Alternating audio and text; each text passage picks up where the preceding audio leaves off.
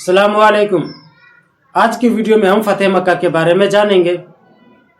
फतेह मक्का 8 हिजरी रमज़ान मुबारक के महीने में पेश आया। इससे ठीक 2 साल पहले यानी कि 6 हिजरी में मुसलमान और कुरैश के दरमियान ये बात तय पाई थी कि मुसलमान और कुरैश दोनों 10 साल तक आपस में नहीं लड़ेंगे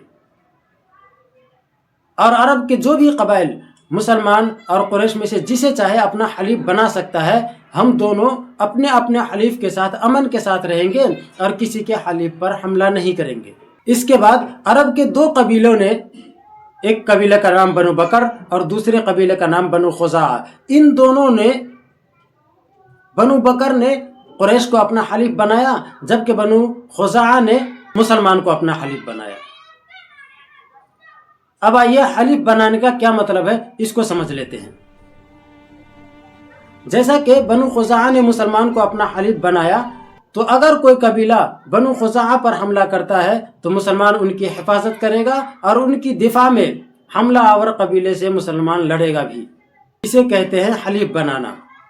जब हम हलीफ बनाने को समझ गए तो आगे का वाकया समझते हैं।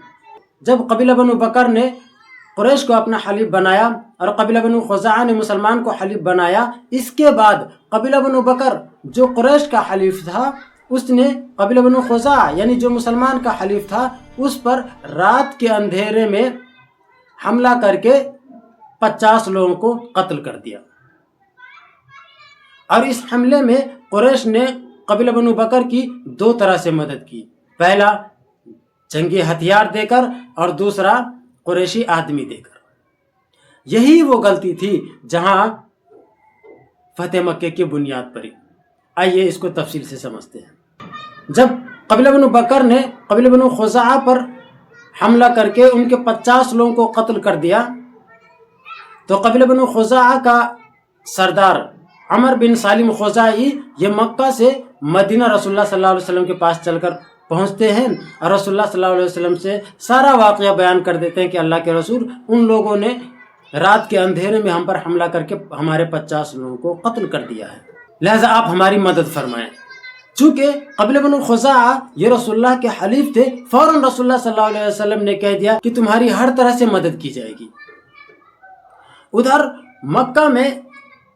मक्का के सरदारों को अपनी गलती का एहसास हुआ और उन लोगों ने कहा कि हम लोगों ने बहुत गलत किया मुआहिदे को तोड़कर।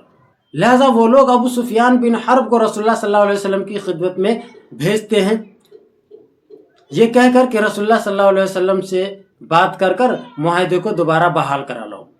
अबू सुफियान बिन हर्ब जब मक्का पहुंचता है और रसूलुल्लाह सल्लल्लाहु अलैहि वसल्लम से मिलकर कहता है कि अल्लाह के रसूल, हम लोगों ने गलती से मुआहिदे को तोड़ दिया है, आप मुआहिदे को दोबारा बहाल कर दें।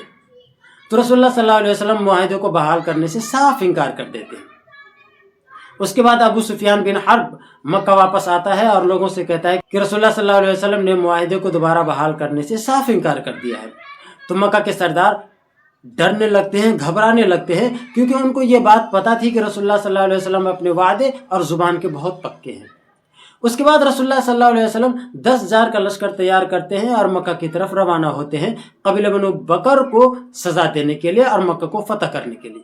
लिहाजा 10,000 का ये लश्कर जब मक्का के करीब पहुंचता है तो रसूलुल्लाह सल्लल्लाहु अलैहि वसल्लम 10,000 के लश्कर को 4 हिस्सों में तकसीम करते हैं, इसलिए कि मक्का में दाखिल होने के 4 रास्ते थे।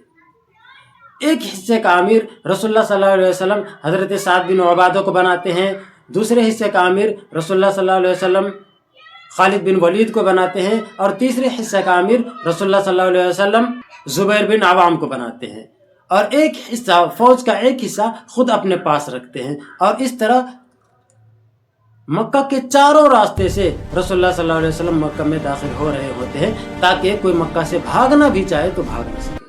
रसूलुल्लाह सल्लल्लाहु अलैहि वसल्लम जब मक्के में दाखिल हो रहे थे तो किसी ने भी मुज़ाहमत करने की कोशिश नहीं की सिवाय चंद लोगों को, जिन चंद लोगों पर बहुत जल्दी काबू पा लिया गया।